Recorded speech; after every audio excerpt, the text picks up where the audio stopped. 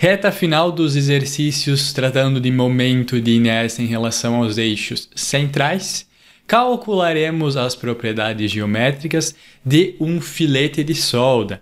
Em particular, calcularemos a área e o momento de inércia polar, que eu diria que é a grande novidade em relação aos exercícios anteriores. Fazendo uma breve contextualização, nós temos a viga formada pelo perfil W250 por 32,7.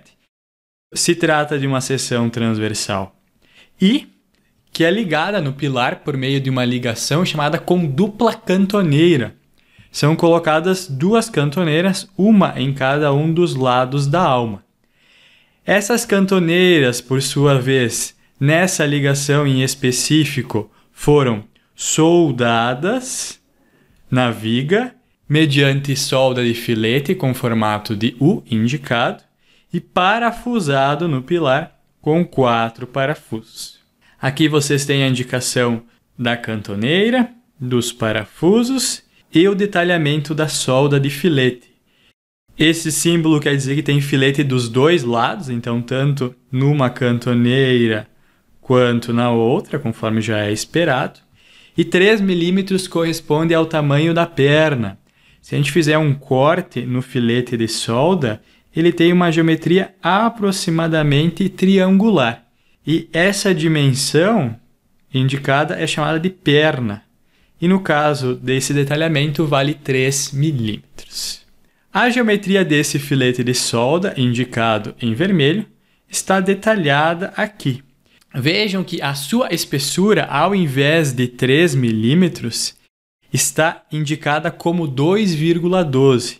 Isso acontece porque no projeto da solda, a superfície crítica é aquela que passa a partir dos catetos a 45 graus, indicada a linha azul. Se trata da menor área da solda, que vale 3 milímetros, o tamanho da perna, vezes raiz de 2 sobre 2, aproximadamente 2,12 milímetros. Notando essa geometria, podemos constatar que a espessura da área é bem menor que as demais dimensões. Portanto, é aceitável tratar a solda como uma linha. Após essa breve contextualização, vamos para o cálculo. Como se trata de uma linha, a primeira propriedade que nós calcularemos será o seu comprimento, L. Nós temos 2 filetes horizontais com 66 milímetros, mais um filete vertical com 155. Comprimento total, 287 milímetros. A área pode ser calculada como sendo o produto do comprimento pela espessura, sendo igual a 608,44 milímetros ao quadrado. Na sequência, temos que calcular a posição do centro geométrico da área. Para isso, temos que indicar na figura os eixos auxiliares. Eu vou considerar o eixo Y passando bem no centro da linha vertical, e o eixo X na metade da altura, sendo positivo para a esquerda, apenas para nós termos coordenadas sempre positivas. A coordenada X do centro geométrico vai ser o momento estático em relação ao eixo Y, dividido pela área.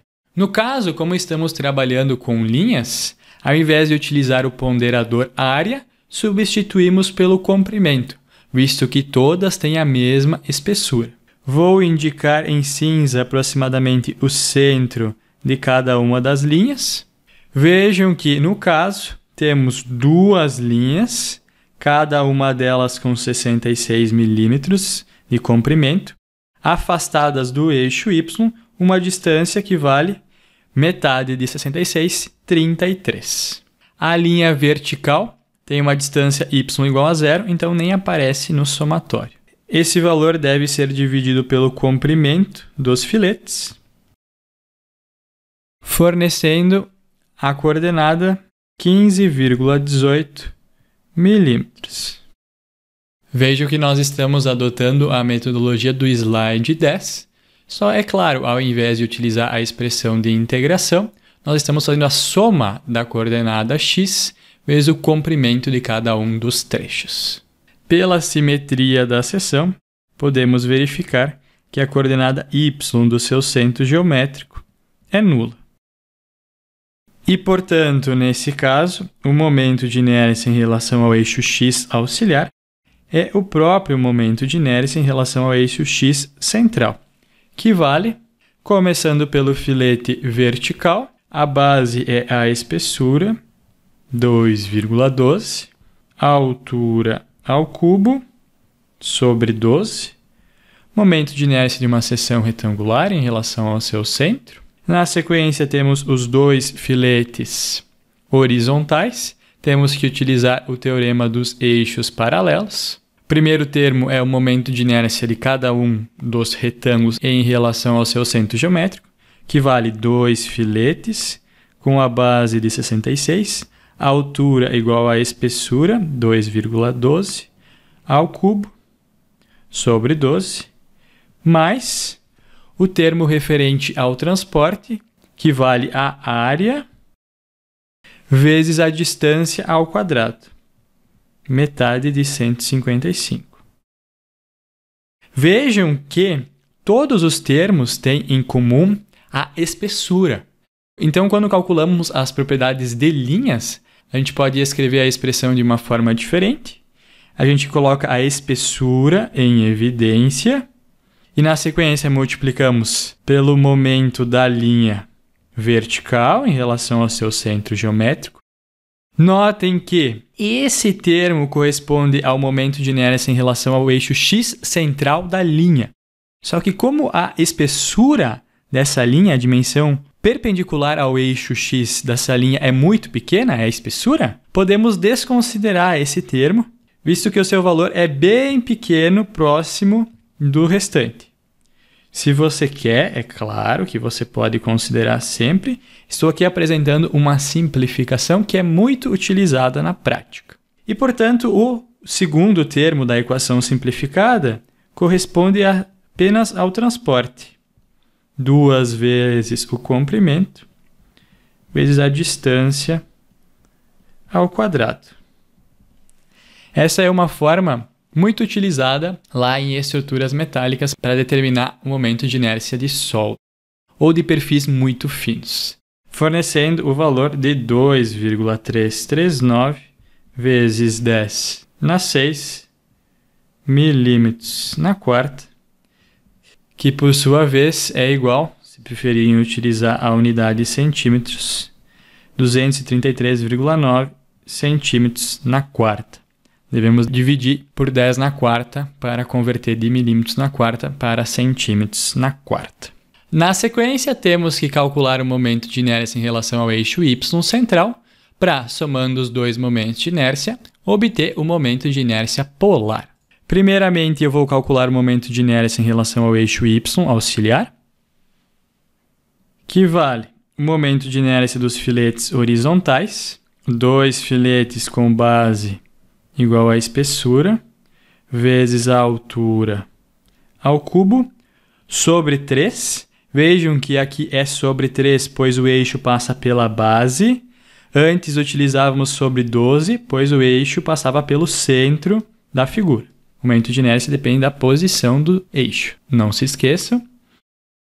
Mais o termo correspondente ao filete vertical, que vale a sua base, vezes a altura ao cubo, agora sim, dividido por 12. Notem que nesse termo temos a espessura ao cubo. Como ela é muito pequena, perto do restante da seção, é aproximadamente zero, pode ser praticamente desprezada. Então, o momento de inércia em relação ao eixo y fica igual, em termos de linha, espessura, 2 filetes, comprimento ao cubo, sobre 3. Fornecendo o valor de 4,063 vezes 10 na 5 milímetros na quarta, que é igual a 40,63 centímetros na quarta. Finalmente, podemos calcular o momento de inércia em relação ao eixo Y central. Vejam que nós calculamos a posição do centro geométrico anteriormente. Fica na metade da altura e uma coordenada x igual a 15,18. O momento em relação ao eixo Y central vale o momento em relação ao eixo Y menos a área vezes a distância ao quadrado. E, portanto, é igual a 2,661 vezes 10 na 5 milímetros na quarta, que por sua vez é igual a 26,61 centímetros na quarta. Então vejam que o momento de inércia em relação ao eixo x central é 233,9 e em relação ao eixo y 26,6. Vejam como os filetes horizontais estão bem mais afastados do eixo x do que do eixo y. Isso garante maior momento de inércia em relação ao eixo x. Como neste problema deseja-se calcular o momento de inércia polar, devemos somar o momento de inércia em relação ao eixo x com aquele momento de inércia em relação ao eixo y. O polo a ser utilizado aqui é o centro geométrico da seção. Obtendo-se o valor de 260,5 centímetros na quarta. De posse da área e do momento de inércia polar, pode-se calcular a tensão na solda e comparar com a sua resistência para ver se ela está aprovada ou reprovada. Para vocês terem uma ideia desse processo, não é exatamente o mesmo filete, aqui é um filete de 5 milímetros. Vejam, aqui se calcula a partir da reação de apoio da viga, que é 75. Como temos duas soldas, uma em cada um dos lados, dividimos esse valor por 2. Se calcula as propriedades geométricas da solda, exatamente como nós aprendemos. Aqui é a espessura da garganta, que corresponde à superfície mais crítica. Calcula o momento de inércia em relação ao eixo x, y e polar, assim como a área. Vejam que a reação de apoio que atua na posição indicada na figura está afastada em relação ao centro geométrico da solda. Então ela tem uma certa excentricidade. Essa força vai causar momento na solda, que justamente se calcula aqui, está indicado no diagrama. Se calcula a tensão na solda a partir da sua área e seu momento de inércia polar. Mas isso é um assunto a ser estudado lá na disciplina de estruturas metálicas. Aqui estou apenas mostrando que essas propriedades geométricas de fato têm aplicação prática. Certo, pessoal? Com isso nós concluímos esta aula. Até a próxima. Tchau, tchau!